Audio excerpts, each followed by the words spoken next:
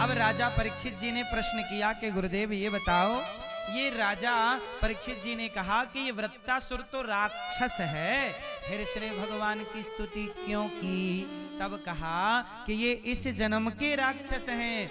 वृत्तासुर पिछले जन्म के बड़े भक्त वृत्तासुर इस जन्म में राक्षस है, और पिछले जन्म में एक चित्रकेतु नाम के राजा थे। ये वृत्तासुर पिछले जन्म में कौन थे, जानना चाहोगे?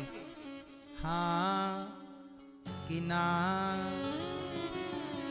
मैया,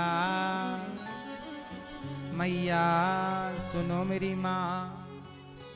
ये वृत्तासुर पिछले जन्म में कौन थे? ये वृत्तासुर पिछले जन्म में चित्रकेतु नाम के एक राजा थे। अब जरा ये कथा ध्यान से सुनना। एक चित्रकेतु नाम के एक राजा थे। उन राजा की बहुत सारी पत्नियां थी। पत्नियां तो बहुत थीं, पर बेटा नहीं था।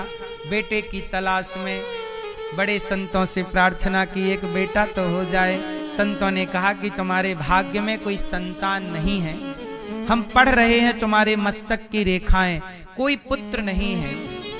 अब उन्होंने कहा चित्रकेतु ने कि महाराज आप तो संत हैं, आप तो भाग्य की रेखाओं को बदलने की ताकत रखते हैं, एक पुत्र दे दीजिए ना। संतों ने कहा चलो हम तुम्हें एक पुत्र तो दे देंगे, पर वो पुत्र तुम्हें सुख भी देगा और दुख भी देगा। अब उन्होंने अपनी पत्नी को, वो संत ने जो फल दिया पत्नी को खिलाया। कृतद्युति नाम की उनकी पत्नी थी, उनको फल दे दिया। कृतद्युति ने फल खाया, समय पर वह गर्भवती हो गई और एक समय आने पर सुंदर से राजकुमार को जन्म दिया। राजा बड़ा प्यार करने लग गए, मेरा बेटा मेरा बेटा मेरा बेटा। 5 साल का हुआ वह बेटा। जब 5 वर्ष का हुआ तो राजा उस रानी से ज्यादा प्यार करने लग गए जिसको बेटा हुआ। बाकी की जो रानियां थीं उनके अंदर जलन का भाव आ गया, ईर्ष्या आ गई, और उन रानियों ने सोचा कि अब राजा तो हमारी ओर देखते भी नहीं, तो उन रानियों ने उस 5 वर्ष के बच्चे को जहर दे करके मार डाला। क्यों मार डाला? क्योंकि राजा हमारी ओर नहीं देखते। आजकल व्यक्ति इसलिए परेशान हैं कि पड़ोसी सुखी क्यों हैं, अपने दुख से कम लोग दुखी हैं, दूसरों के सुख से ज्यादा लोग दुखी हैं। वो ये कहते हैं कि आप सुखी क्यों हैं, अपने को बेहतर कीजिए, दूसरों से घृणा ना कीजिए, ईर्ष्या ना कीजिए, द्वेष ना कीजिए। आज उन रानियों ने बच्चे को जहर दे दिया, बच्चा मर गया। रोने लग गए, राजा मेरा बेटा चला गया। बेटे ने बड़ा सुख दिया जन्म लेकर और मर के बड़ा दुख दिया। अब राजा रो रहे हैं। तब नारद जी आए, नारायण नारायण। नारद जी ने देखा कि राजा चित्रकेतु रो रहे हैं। नारद जी ने समझाया कि महाराज आप तो बड़े ज्ञानी हैं, बड़े समझदार हैं, आप पुत्र के मरने पर रोते हैं, ये आपको शोभा नहीं देता, आप ज्ञानी हैं। तब राजा बोले महाराज आप मेरे पुत्र को जीवित करिए। क्या बिगाड़ा था इस पुत्र ने? ये भगवान बड़े निर्दयी हैं, निष्ठुर हैं। रानी ने कहा देखो ना, अरे हमें मारो, हम बुढ़े हो गए हैं, बुढ़ों को तो बिठा के रखते हैं भगवान, और बच्चों को उठा लेते हैं। गजब का अन्याय है भगवान का, बड़ा अन्याय कर रहे हैं भगवान। तब नारद जी बोले कि देखो भगवान कोई अन्याय नहीं करते। नारद जी से कहा चरण पकड़ के कि आप हमारे पुत्र को जीवित करो। अब नारद जी सोचे कि इनके बेटे को जीवित नहीं करेंगे तो ये पांव छोड़ेंगे ही। मत लेते ना। तब नारद जी ने हाथ में जल लिया, मंत्र पढ़कर उस मरे हुए बच्चे पर डाल दिया। मंत्र अभिमंत्रित करके वह मरा हुआ बच्चा जीवित हो गया। जैसे ही जीवित हुआ राजा दौड़ पड़े, बेटा आओ तुम्हें अपने गले से लगाऊं। जब गले से लगाने दौड़े तो उस बच्चे ने कहा पिताजी ये बताओ आप कौन हैं? पिता ने कहा बेटा ये क्या सवाल कर रहा, कौन है? मैं तेरा पिता हूं।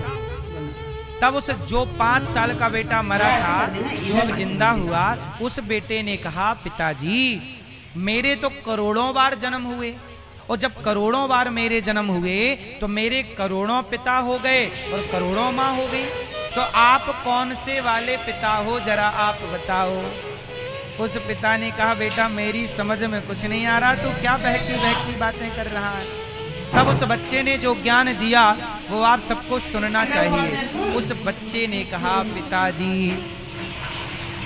ये संसार मृत्यु लोक है। अच्छा ये बताओ, जो आपकी पत्नी है, जो आपका पति है, जो आपका बेटा है, जो आपकी बेटी है, ये बताओ ये आपकी पत्नी यही क्यों है, आपका पति यही क्यों है, यही आपका बेटा क्यों? क्योंकि आपकी पत्नी, आपका पति कौन है? आपका इनसे पिछले जन्म में कोई हिसाब किताब बाकी था, इसलिए इस जन्म में आपकी पत्नी बनकर, पति बनकर, बेटा बनकर, पिता बनकर सब लोग अपना हिसाब किताब चुका रहे हैं। सच्चाई तो यह है कि आप और हम इस धरती पर आकर अपना अपना हिसाब किताब चुकाते हैं। किसी की पत्नी अच्छी है तो आपने अच्छे कर्म किए थे तो आपका अच्छा कर्म पुण्य पत्नी के रूप में पुण्य मिल गया। किसी की पत्नी बुरी है तो कर्म ही पत्नी के रूप में प्राप्त हो गए। क्यों भैया, कई लोग पत्नियों से परेशान हैं। तुमने कोई बुरा कर्म किया होगा, वह कर्म ही पत्नी का अवतार लेके प्रकट हुआ और अब तुम्हें मार रही है चटाक चटाक चटाक। अब पिटो, क्या कर सकते हैं। किसी की पत्नी अच्छी है ब्रांडेड, किसी की पत्नी चाइना मॉडल, भाग भाग जाती है। अब ये सब चाइना मॉडल हैं। अब किसी का पति ब्रांडेड है, अब किसी का पति चाइना मॉडल पी के आ गया पड़ा है। ये सब चाइना मॉडल है। तो आप लोगों के पति ब्रांडेड हैं कि सब लोकल क्वालिटी है, लो क्वालिटी? ब्रांडेड है। पत्नी आपकी ब्रांडेड है कि चाइना मॉडल है? ब्रांडेड होने चाहिए। सुनो, किसी की, इसलिए कहता हूं किसी की पत्नी अच्छी है, किसी की बुरी, किसी का पति अच्छा, किसी का क्यों? सबको ईश्वर ने एक सा सुख क्यों नहीं दिया? सबको एक सा सुख इसलिए नहीं मिला क्योंकि जिसके जैसे कर्म थे उस कर्म के अकॉर्डिंग सुख दुख निर्धारित किया जाता है। तूने इतना पुण्य किया इतना सुख पाएगा, इतना पाप किया इतना अच्छा दुख किससे पाओगे?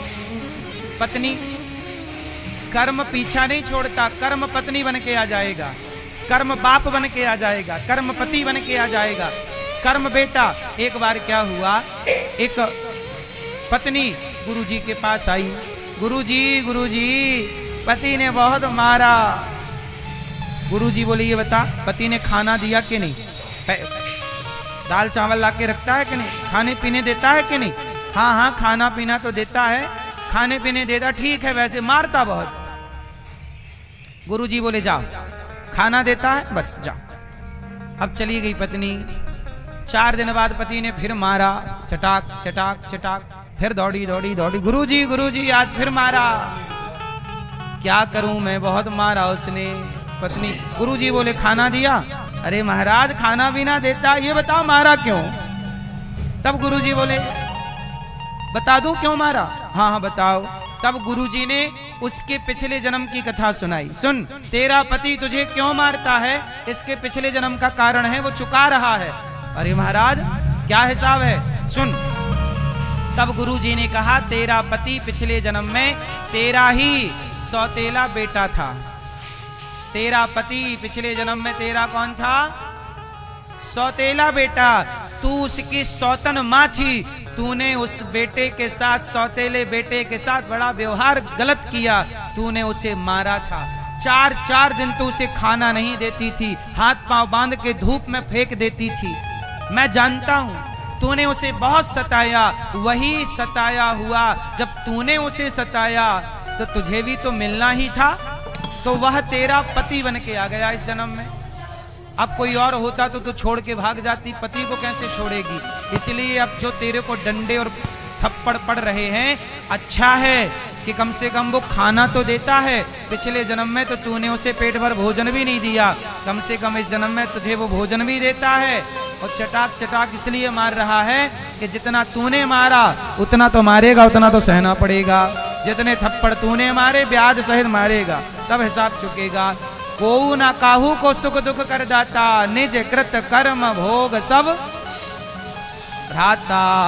सच बताओ, कोई किसी को सुख दुख देता है या अपने कर्मों का फल व्यक्ति भोगता है? आपसे उत्तर चाहता हूं, बताओ, सच बताओ। कोई किसी को सुख दुख दे, आपको किसी ने थप्पड़ मारा है तो आपने भी मारा जरूर होगा। इसलिए कहता हूं कि जब कोई जीवन में कष्ट आए, दुख आए, तो शिकायत ना करो, चुपचाप सह लो। तुमने मारा होगा तो पिट लो चुपचाप, तुमने गालियां दी होंगी तो चुपचाप खाओ गालियां, ज्यादा गुस्सा ना दिखाओ। ये तुम्हारा ही कर्म दंड है जो तुम्हारे सामने आकर खड़ा है। अब भोगेगा कौन? बोलो हाँ। हमने एक दिन बताया था ना कि जो कर्म है वो भोगना पड़ेगा। अब दशरथ जी तड़प रहे हैं, राम राम राम, ना जाओ वनवास, मर जाऊंगा। अब साहब आपको मरना तो पड़ेगा। आपने भी श्रवण कुमार को मारा था, उनके माँ बाप तड़प तड़प के मरे थे, तो आपको भी पुत्र के लिए तड़प के मरना पड़ेगा, हिसाब बराबर तब होगा। बोलो हाँ। भले आप भगवान के पिता हैं, भोगना तो पड़ेगा। इसलिए मेरी माँ, कोई भी बुरा काम करने से डरना, क्योंकि जो करोगे वो आपको ही घूम फिर के मिलना है। अब वो 5 साल का बच्चा जो मर गया वो जीवित हुआ, नारद जी ने जीवित किया। पिता ने कहा कि बेटा आओ गले लगाऊं। उस बच्चे ने कहा कि पिताजी आप मेरे पिता नहीं हैं, मैं आपको क्यों मिला पुत्र के रूप में, उसकी एक कथा है। तो उस 5 साल के बच्चे ने पूर्व जन्म की कथा सुनाई। सुनो। बोला मैं पिछले जन्म में भीख मांगने वाला भिखारी था, आप राजा थे, मतलब राजा मतलब अच्छे खासे कमाते थे, घर आपका संपन्न था, मैं आपके घर भिक्षा मांगने आया, तो आपने मुझे आटा दिया गेहूं का, और साथ में गाय का सूखा हुआ गोबर, ओपले, कंडे दे दिए। मैंने कंडों में शाम को नदी के किनारे आग लगाई, थोड़ा रात सी हो गई थी, आग लगाई, ध्यान दिया नहीं, बहुत सारी चींटियां थी, आग लगाई, सारी चींटियां जल गईं, और आपके आटे की 5 रोटियां बनाई, आग में पकाई और भोग लगाकर 5 रोटियां खाई। तो 5 रोटियां आपकी खाई थी, सो 5 वर्ष तक आपका बेटा बनके मैंने आपके 5 रोटियों का हिसाब चुका दिया। और आपके घर से चींटियां मिली और मैंने धोखे से उन्हें जला दिया। वही चींटियां आपकी बहुत सारी पत्नियां बनकर आई हैं, मैंने पिछले जन्म में धोखे से अग्नि में जला दिया था। तो उस जन्म का हिसाब इस जन्म में उन्होंने मुझे जहर देकर के मारा, वो तो भगवान को भोग लगा के मैंने रोटी खाई, तो एक ही जन्म में सबका हिसाब किताब चुक गया।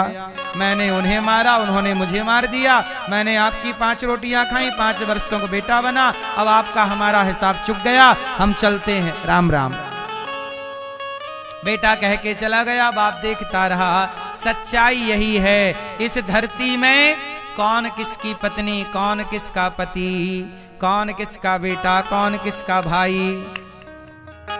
हाँ हाँ, मन फूला फूला फिरे जगत में, कैसा नाता रे।